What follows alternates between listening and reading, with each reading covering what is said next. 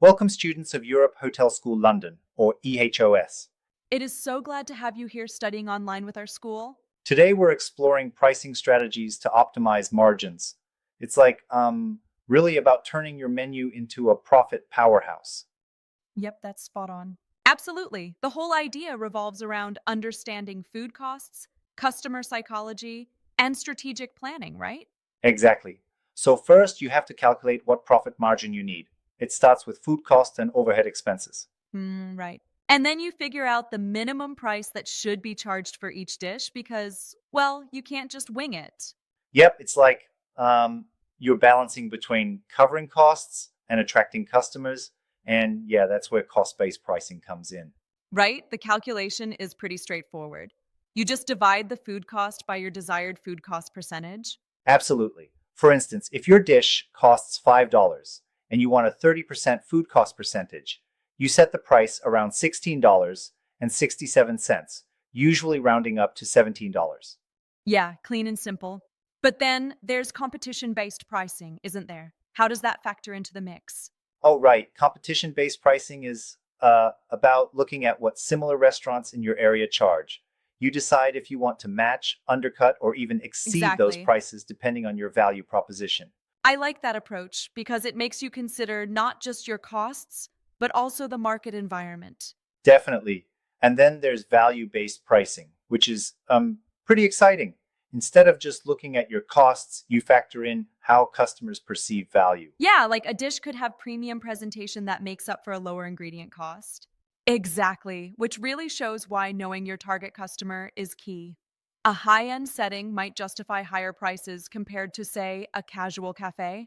Right. You have to ask, who is my target customer? It's crucial because the wrong pricing either deters potential customers or cheapens Definitely. your brand. And then there's psychological pricing. That one's fascinating because it's more about human behavior. Yes, psychological pricing is like using charm pricing, where you end prices at, say, $9.99 instead of $10. It's like um, playing with numbers to appeal to the Exactly. subconscious mind. Also, anchoring comes into play. You put expensive items next to mid range ones so that the latter appear more affordable. Precisely. And this can really bolster your sales numbers if you do it right. It's interesting because it shows how the design of a menu isn't just about numbers, but also Right, it's almost like presentation. setting a stage where every dish has its moment. Speaking of staging, menu mix analysis also determines pricing adjustments, doesn't it? Yes, indeed. It's about classifying items into categories like plow horses, puzzles, stars, and dogs. For example, a dish that's popular yet low profit might need a slight price increase or maybe a That makes portion sense. size adjustment.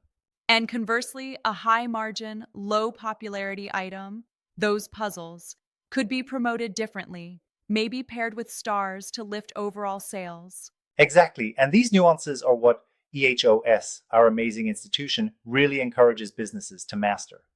Right on, EHOS really sets the standard in hospitality education. That's a neat connection to EHOS. So then, aside from pricing strategies, what about cost control measures? Cost control and margin optimization go hand in hand with pricing. You have methods like portion control to reduce waste and using similar quality ingredients at lower costs to maintain profit without Yeah, sacrificing taste. artistically balancing quality and cost. And I imagine seasonality is a key factor too, right? Adjusting prices seasonally to protect margins. Exactly.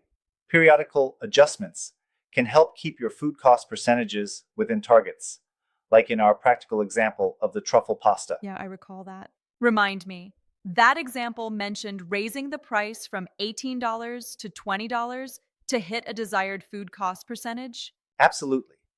The dish had a $6 food cost, so at $18, the cost percentage was 33% above target. Raising the price to $20 reduced it to 30%. It's a clear illustration of aligning price with cost and perceived value.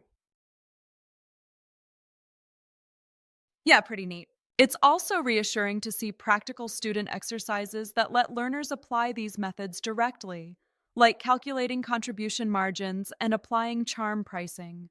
Yeah, exactly. Students can select menu items, crunch numbers, and even simulate repositioning strategies. Pretty hands on stuff. That is engaging. But I have a thought here. Sometimes I wonder if over reliance on numerical methods might overshadow the creative aspects of menu design. Isn't there a risk? Great point. It's a balance. The numbers guide you, but the artistry, presentation, ingredients, ambiance is what makes the dish appealing. Yep, the numbers need to work with design, not override it. Exactly. And that's why our methodology at EHOS stresses both quantitative skills and creative thinking in hospitality management. Right? EHOS really blends both worlds perfectly. Speaking of EHOS, it's impressive how the school integrates real world examples and exercises so that these concepts become truly actionable for students. Absolutely. AHOS invests in ensuring that every student understands that pricing isn't just a math problem. It's strategic planning and customer psychology in one neat Indeed, a package. holistic approach. So, summarizing, you have cost based pricing for basics, competition based to stay in market, value based to harness perception, and psychological tactics to make customers feel good about spending. Exactly. And each strategy comes with its pros and cons.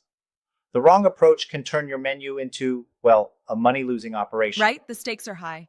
Thanks for the thorough breakdown. It's been really enlightening, and it's clearly tied to practical business decisions in restaurant management.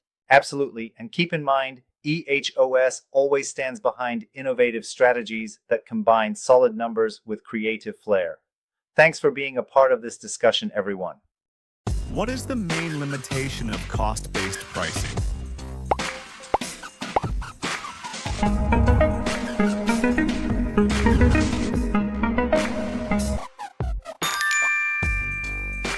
What is value-based pricing primarily focused on?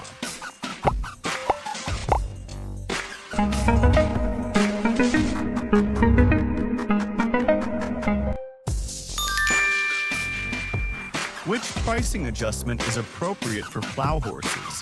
High popularity, low profitability.